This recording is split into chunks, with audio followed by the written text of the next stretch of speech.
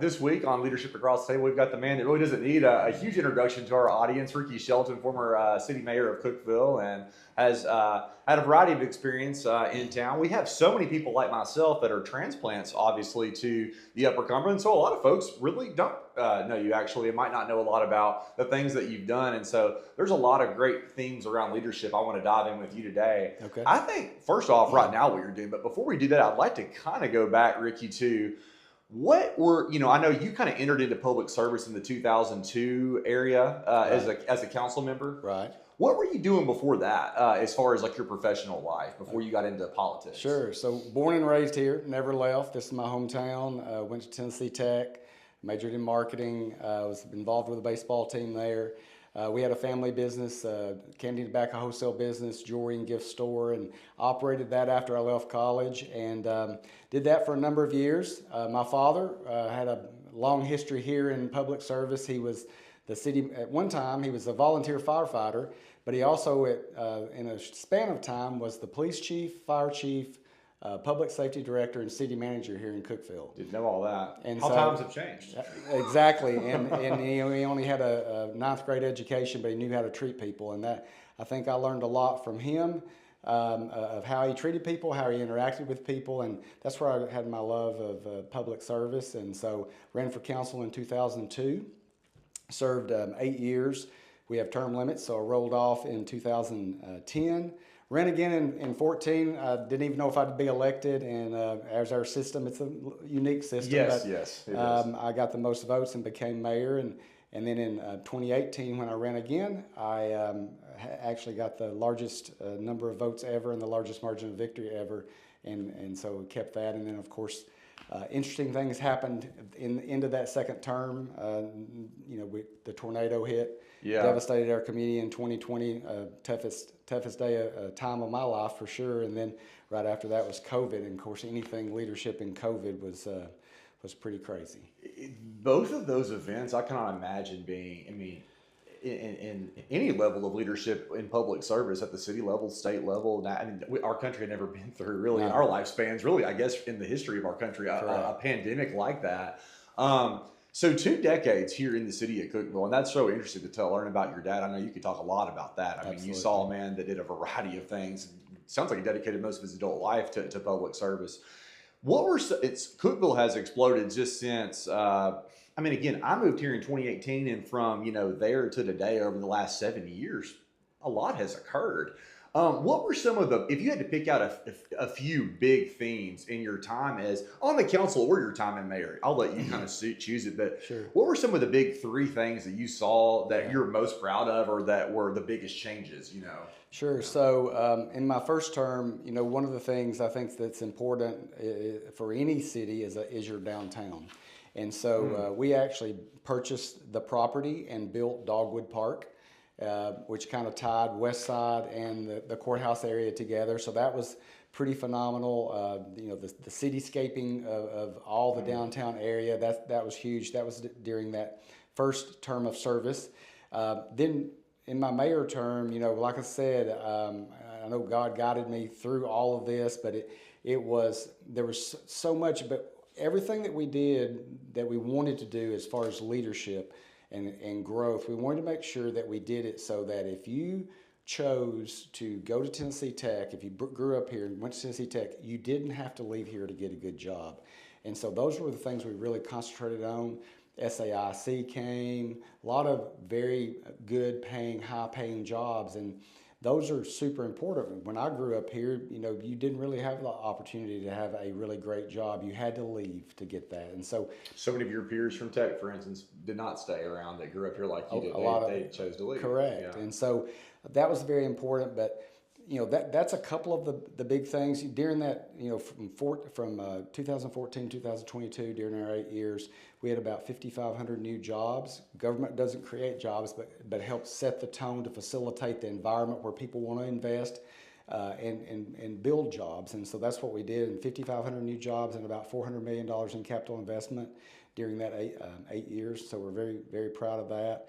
And then, of course, one of the things I ran on when we didn't have a 4th of July celebration. It had gone away. And so we wanted to bring that back. My wife and I did. So we established a nonprofit foundation called Better Cookeville, and this will just finished our 11th year. Next year will be our 12th, but we raise about $125,000 to $135,000 a year to put that on. All private businesses donate to that, and it's really tremendously grown. From what I read on the website and from what I can just see naturally, it's the second biggest still, I guess, in the state or in the region. It's the second largest fireworks show in the state of Tennessee, by permit, and it's one of the largest in the Southeast. Yeah. Interesting enough, during COVID, we were the only fireworks show in the state of Tennessee.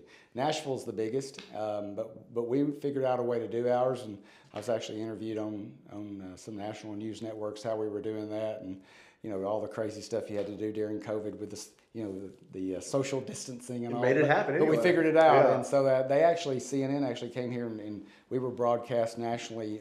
Part of our show was because we were one of the few happenings. So.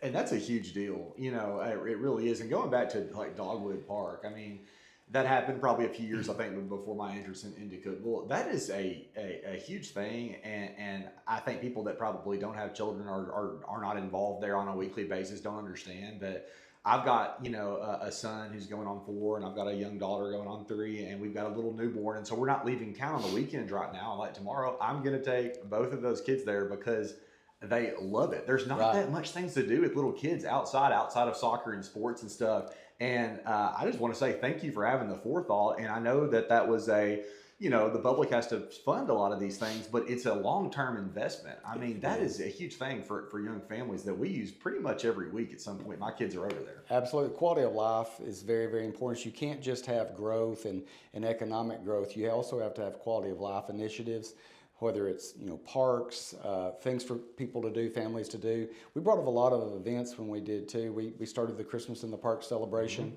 Mm-hmm. That didn't exist. Actually, when I left office, I gave that back. I gave that to the city and said you should operate this because the tree in the park. And we did a lot of things like that. That's what people were really they really care about, and they want something for their family to do. It's just like the red, white, and boom.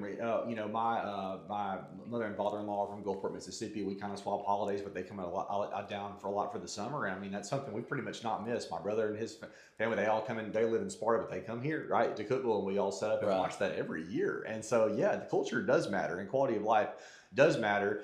And money also matters. One of the things that I know Lauren's done a good job taking the torch on and continuing to bring in good paying jobs and things.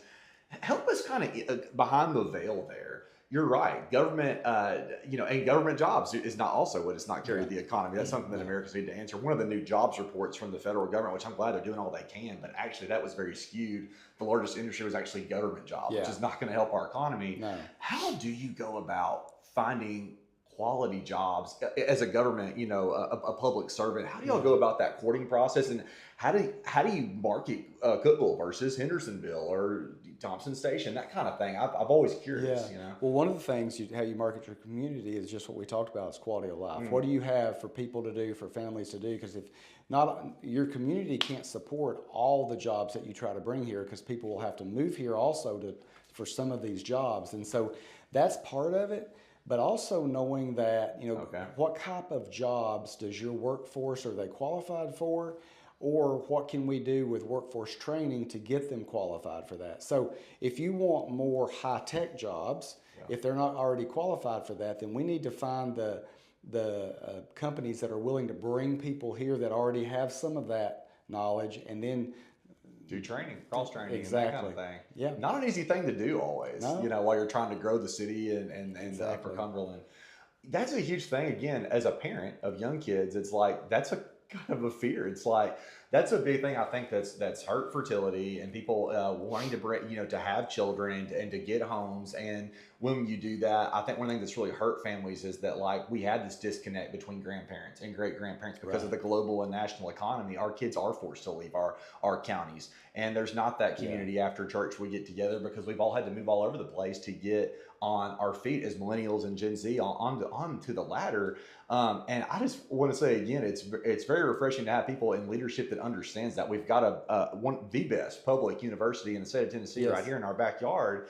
and we got to make sure there's places for people to land, and it's working. Many tech Absolutely. graduates are staying here. Yeah, and the other thing you got to do too is leadership. Sometimes you get siloed, and you want to worry about your own county lines. I'm always a believer, and always led this way as mayor, and still try to help now. Is that a rising, you've heard rising tide lifts all boats. It's absolutely true. Yeah. It doesn't matter if the company locates in Putnam County or White County or Overton County, because they're all still going to come here. They're going to shop. They're going to get their medical. They're going to eat. They're going to use our services.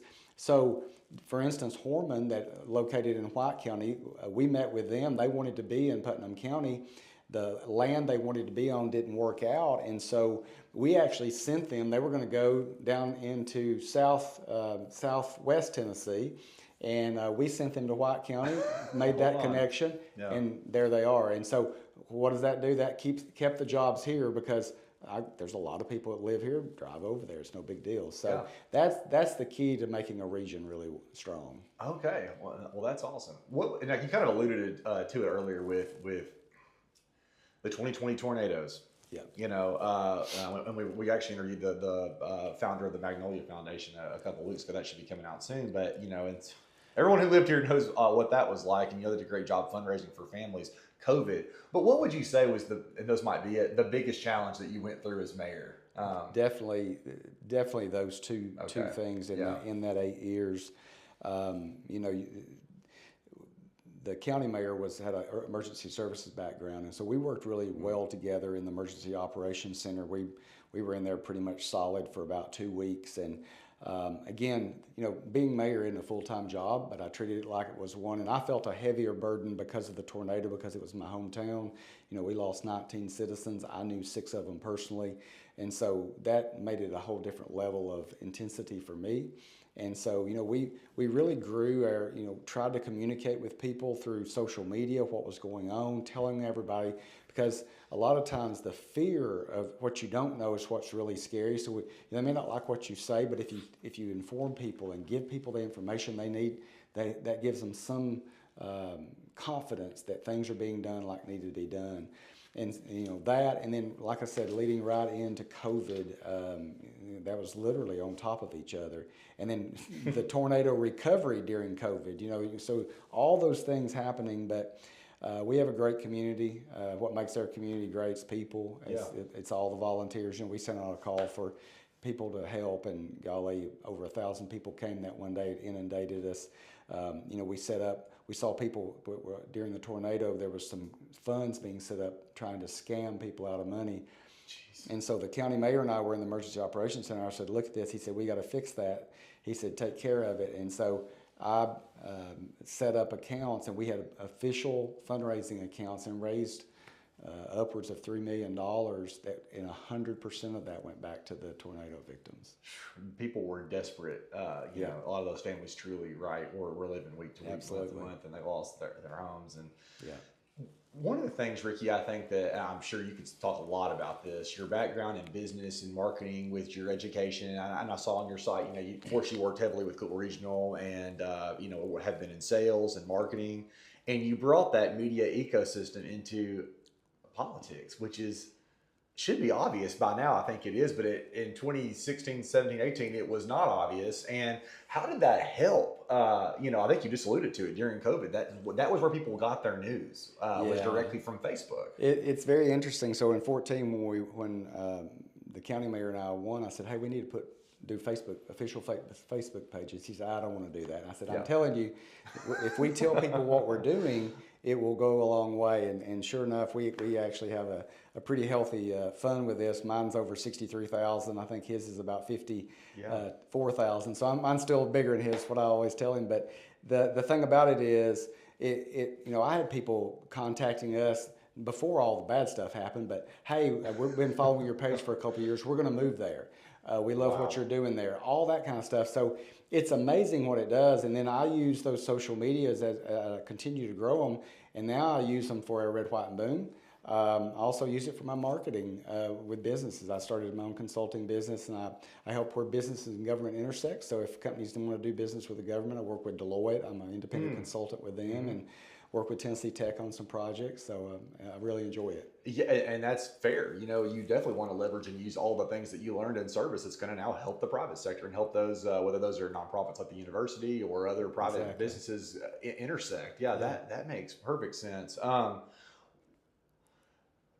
Whether it's Cookeville weather guy or the Cookeville weatherman, it's the mayor. That's where we're all getting, aren't it? Isn't it so crazy to think pre-2015? What did we do? Go get the citizen here. I'm not attacking the newspaper, but like I've never read one, and I'm 34 years old. I mean, I'll read it when I go into Walgreens real quick before I'm checking out. So it's just interesting. Like people were largely, we have to just admit, they were in the dark as to what was going on. We elect our people, and that was it. Right. And people are much more informed now. We're seeing that at the 100%. National level, like this big, beautiful bill and what people we brand, and that's marketing too. People know what's going on, and 100%. They're in the know, and we rely on those media ecosystems. One of the things I thought was really interesting, not diving into the politics on Democrat, Republican in the 2020 this last election cycle. I think the podcasters pushed Trump over the edge, and largely it was because I am consuming 2 and 3 hour information bites, and I trust that because there's only so much lying that can happen in 3 hours. You're going to get there, and that really wasn't happening on the other side. I think maybe that'll change, hopefully so, more transparency, but that's just awesome here at the local level. And I think now you see the sheriff's department, even Brian Dunaway at the district attorney's office, right? We're getting the information out to the public. I mean, there's who better to tell your story than yourself, and so that's the key to it, is to have those things, and people, they can either like you or not, but if you're sharing the information, there's no filter. There is no somebody sharing what they want to share. You're hearing it from the person, and it was absolutely. It was very valuable during the tornado. We were doing Facebook Lives every hour as we were finding out more and more information, and so we had a tremendous amount of people and I still have people today, which is gratifying, thanking us for the job that we did during the leadership during that, but also just keeping people informed. And it was stressful, but those are the kind of things that help you to realize that you actually did help people in the process. Yeah. So much, and that's where they saw it, and that's how they were being helped. Right.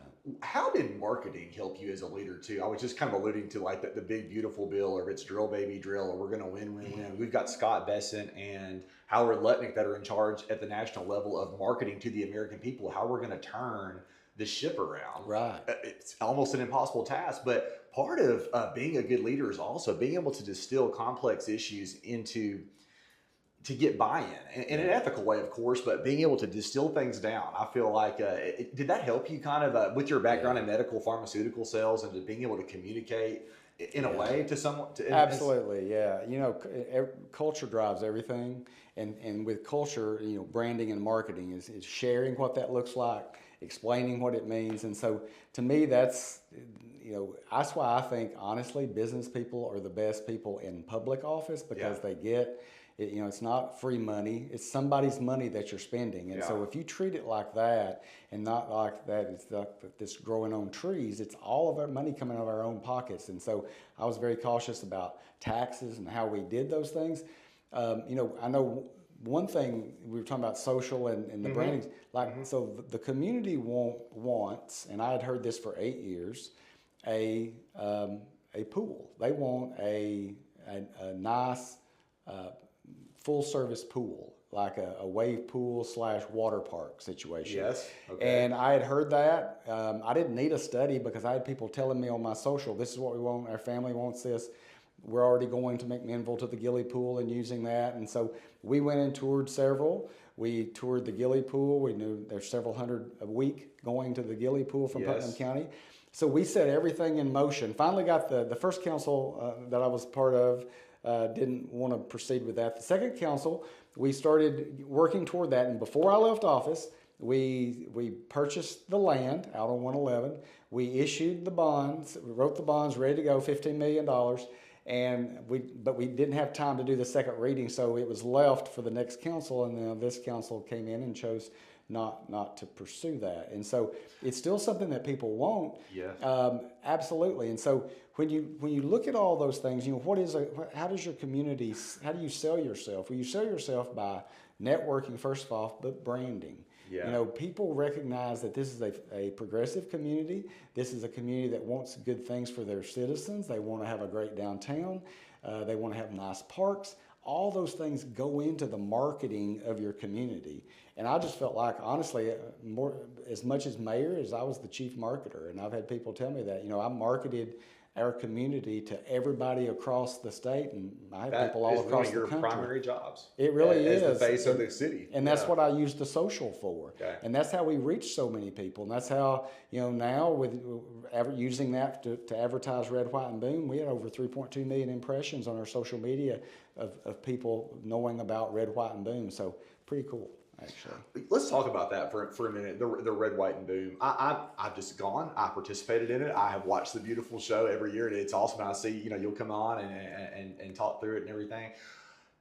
That's a nonprofit that you and your spouse own. Is that correct? So it's a nonprofit organization. How are nonprofits are a whole thing, right? But how do y'all use the funds on that? Is it essentially going to grow the event again next year? Do y'all use it for certain? We've never taken a penny of administrative costs. We don't get paid for running it. You don't even take salaries from it? No, we've never taken a penny from it. Okay. But the idea is, I just had to have a way to raise the money. I had to have a way that businesses and people could donate to make this happen, and so that's all it is. It's just a way to receive fundraising. Otherwise, how are you going to get the money? Correct. Yeah. Okay. And so that way it keeps it. And you know, the government puts a little bit of money in it, but that's also now I used restricted funds for that, so it came in and went straight out. But now the Putnam County makes a appropriation to it. The city of Cookeville makes a small appropriation to it, and all that's actually paid directly to the fireworks vendor. So I don't even touch the government money at all. And I wanted that because I wanted that differentiation. I wanted people to know that if you're donating to this, we also give, you know, so we started the Freedom 5K. This was our second year for that. It's a 5K around town. I partnered with the Exceptional Bean, Michael England, who's a huge runner. Kind of ran the event for me. Well, we had we went from first year 120 runners, this year 172. We raised. I was able to give them $3,300. So I took all the expenses, all the profits from all the revenue came in. We paid all the expenses, and then the profits that left I'm giving to Michael for his organization, Exceptional Being, and also CCS Foster Care, who is another partner with us. So, yeah, this stuff just really fires me up. It starts to kind of click. It's like if you erased all the 5Ks and the Red, White, and Boom and the Christmas event and all these things, you're left with the culture's taken a dramatic hit in some ways. You know, you need these big seasonal events. So that is awesome. And I thank you for doing that and keeping it going, you know. Circling back around without going down a rabbit trail on the water park thing. I know it's politics and people have differences of opinions. It just makes so much sense to me. It's so funny as you're saying that. I'm sitting there thinking, and I'm looking on my calendar when I can take my 4-year-old to Nashville Shores because I can't go anywhere here, and I got to go do that on a Friday or whatever in my work. And it's like, we need more. We actually don't have enough still. You know, people are still looking at, well, Mount Juliet's got this or got that. It's what's some of the pushback there? Just we weren't going to break even fast enough. Well, I mean, the cost is going to be prohibitive. But I believe you can go out and partner and do a public-private partnership, which is actually the best, and find somebody that can help with that. Because obviously, you know, a water park like that can only be open from probably May to September, October. So does it have an indoor element also? So you could do something with membership. So there's lots of ways to do it. It would be expensive, but also, you know, everything has a cost. I mean, you know, parks cost money. All these things cost money. So, but quality of life is important. I mean, you know, we've got a lot of ball fields. We built all these different places, and it's just another amenity that honestly the residents expect now. I think so, and hopefully we'll keep getting progressive thinkers, you know, in office to do that, to better service, you know, the city. What would you say are the biggest challenges, you know, facing, you know, obviously we see the roads and those things that they're doing the best we can, you know, working with local and in the state officials to get those things done. What are the biggest challenges facing Cookeville or limiting its ability to do the things it needs to do over the next 5-10 years? Yeah, infrastructure is super important. We put a lot of things in place, and the next group is now making sure a lot of those are coming to fruition. Cookeville's unique that it has, you know, 4 state roads running right through through the middle of it. Yeah. So you kind of dependent upon the state to make sure that's Willow and Spring and Jefferson so making sure that they help do that, and those projects take a lot longer. Willow Avenue, we've been talking about expanding it for 25 years. Maybe it's being funded in this next 8-year budget, hopefully. But infrastructure, you've got to have that. You've got to have the utilities for new housing, those kind of things, and then just continuing to watch that. That's how your community is going to grow. Honestly, I think in the next 10 years, power is the number one most critical thing. More and more industry, especially Bitcoin mining and all these are super. It takes a lot of power, and so they're going to have to be real cautious about that. I know nuclear is going to be a big thing in the future. Tennessee Tech's already on the front end of that with a nuclear program, and so those utilities and infrastructure are we can't fall behind. Important. Exactly. Yeah. So that's the biggest thing. Absolutely. Yeah, or at least one of the primary things. I'd like for you to kind of plug your business, Shelton Consulting Services or Solutions rather, and obviously you kind of alluded to a lot of it. You're taking your public and your prior professional experience in helping businesses and your consulting. Can you give some examples of some businesses that you have helped, or kind of what you would do if a business wanted to partner with your consulting firm? Yeah, so a couple of different ways. I have the marketing side of it, which is a little different from the consulting, but I help businesses promote their, if they've got certain products they want to promote or new services coming to town, and sometimes I'll just post that, but then if you want to go a little deeper and have and then I share the metrics with them of how many we can reach. Most of our average post per month will reach, all the posts we're doing are over 1 million impressions a month for the post. So I have a very active social media crowd, and just on your organic pages. Just organic. Those are not paid. Just drop it on where you're going to get 1 million impressions. Exactly. Okay. So that, and then on the consulting side is I just looked at what I enjoyed doing and what my skill set was. How can I help businesses that want to do business with the government, whatever that might look like?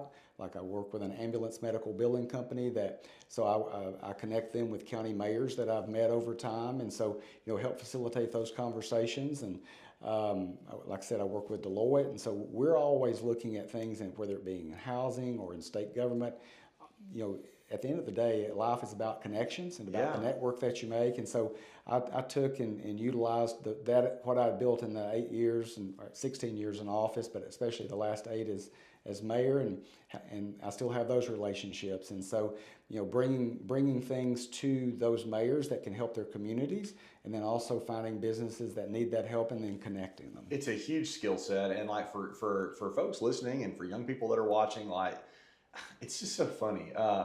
Anyone who's owned a business knows that sales is the lifeblood of a business, and that's an ethical and spiritual duty, in my opinion. If you believe in your service and your product, sales is actually a very it's a vital thing for your employees, and It should be an ethical thing that you believe in. But being able to communicate that, is everything. And I guess what I'm trying is networking also. People feel like sometimes that it's fruitless or it's frivolous. It's everything. It's everything. That's how you grow. That's how we benefit the world. You've got to connect people. You've got to you've got to make those connections. And that's essentially what you're doing professionally for these. And some are harder to make than others. And that's kind of what you're helping businesses do. Right. And some of that's lost now with social media, with texting and all the things. But there's nothing that replaces a handshake and a personal conversation, looking somebody in the eye and having that conversation and building that trust. That's key, because people do business with people they trust and like. And that's, at the end of the day, that's how you do that. You're in there, and that's so funny. As attorneys in 2025, a lot of my colleagues and peers, especially like in the New England area in DC, they're almost always virtually on Zoom, and they've actually admitted that they brought their workforce back in person, and their clients want to see them again. And so, what do you know? The market speaks, and they're back in person. But we're largely a transactional practice: wealth management, estate planning, trust planning, tax planning, all that. Our clients will drive from McMinnville, from Cumberland County. Not that we don't offer Zoom or virtual offerings, and that we do a lot of that, but they want to see it. They want to see us. They're choosing us. They want us to be competent. They also want to trust and like us. Absolutely. So one other thing, Ricky, I wanted to talk about was Better Cookeville, right? Yeah. What is the what's the nonprofit mission there? I actually don't know. It's literally just to empower the community to be better. Quite honestly, I mean, it's pretty simple. When we started it, you know, the idea was a vehicle to raise money, but we've given to several organizations. Again, I've got a little bit of money that we've made through the years. We used to have what's called Slide the City. This was before you, but had a giant water slide, 1,000-foot water slide down the middle of town. That sounds like something that should have never stopped, just for the record. Well, it shouldn't have. It was great. There's some interesting things to that, but it was amazing we did that. COVID stopped it. Okay. And then it just kind of, some things fell by the wayside. But I say all that to say, you know, there was a little opportunity. So all the money we raise, we put back in the community. So that's the number one about it. Number two, is finding the businesses that can benefit from the exposure that we're doing. So I try to use, you know, I don't have like 6 of the same type of business. So I try to make it ones of different kinds. Doesn't mean we have to, but I'm just trying to give them value for their money, because as you as a business person, if you're going to invest money, you want to know that you're getting a return on that investment.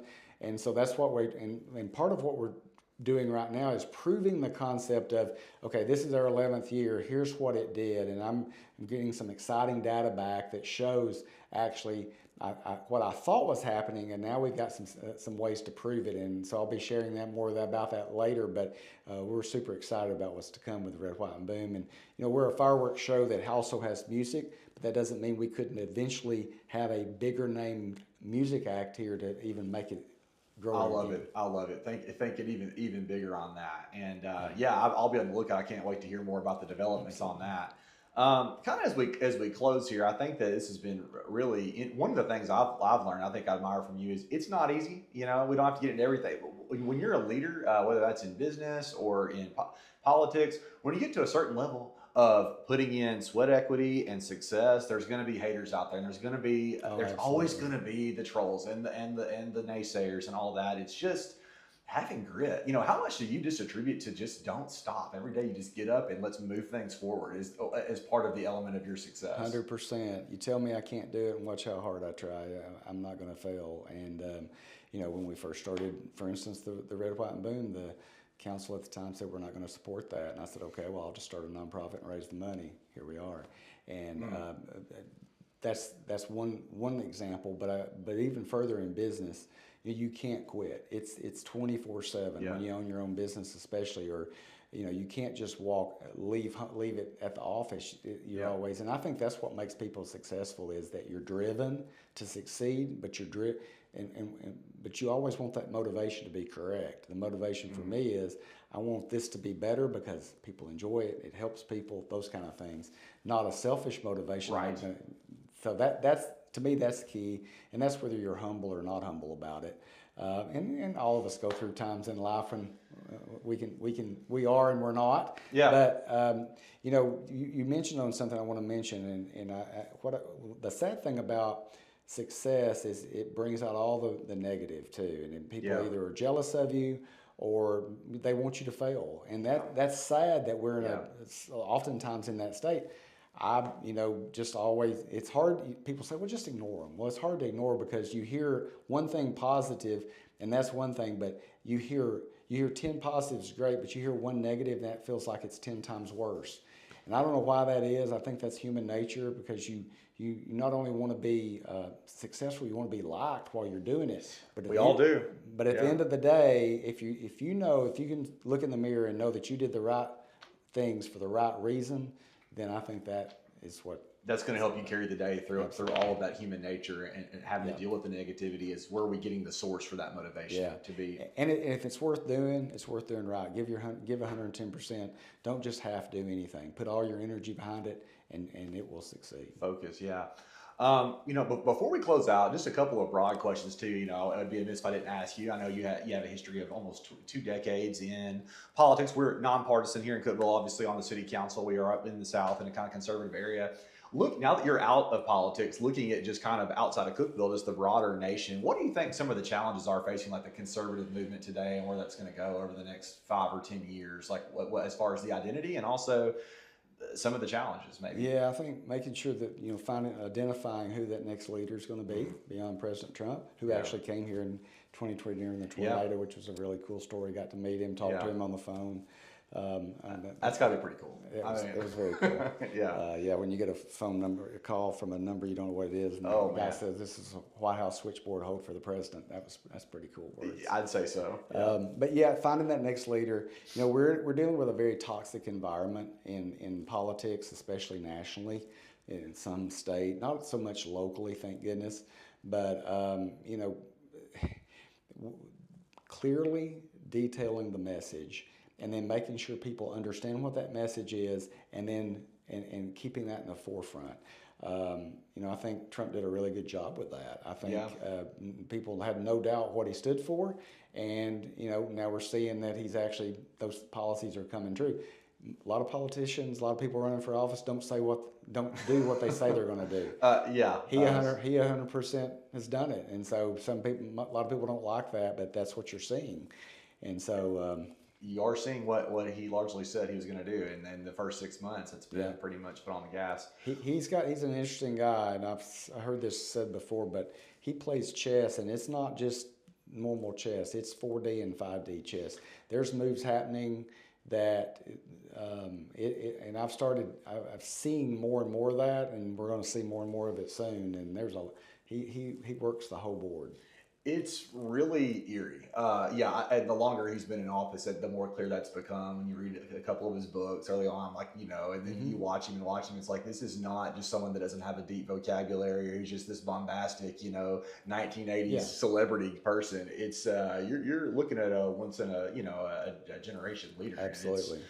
One last comment. I'm just curious. I know, you're not an economist and things like that. One of the things I think that they've largely, I won't call it a failure. We're only 6 months in. I think they did intentionally mean to have austerity measures. They did want DOGE to cut $1 trillion. Right. Congress was supposed to cut $1 trillion, and the tariffs were supposed to raise $1 trillion. $3 trillion in cuts, the debt to GDP would be even.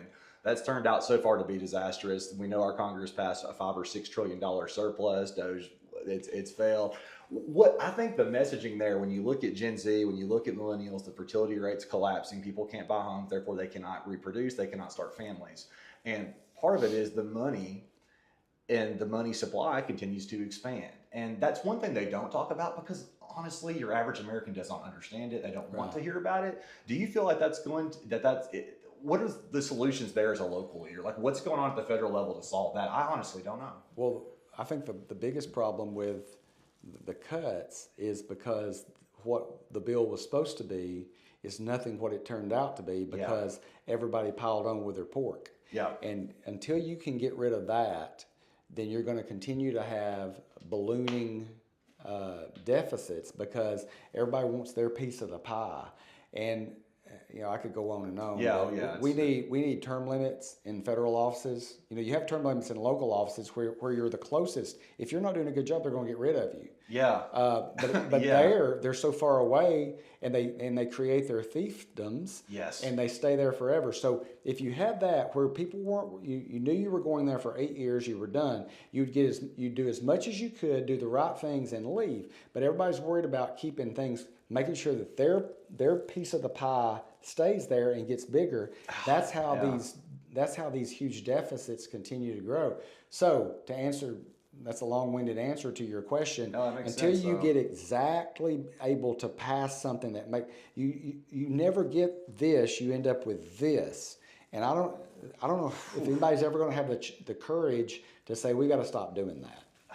I know, and of course there's only so much that the executive branch can do. I wasn't commenting necessarily on the administration. It's really a congressional task, and that's the problem. That's what I'm saying. That's 100%. That's what I'm talking about. Yeah. Well, I appreciate you kind of your discourse on that. Well, thank you again, Ricky. I think this has been a great. Thanks for coming on our show, and I appreciate it. Thank you. Yeah.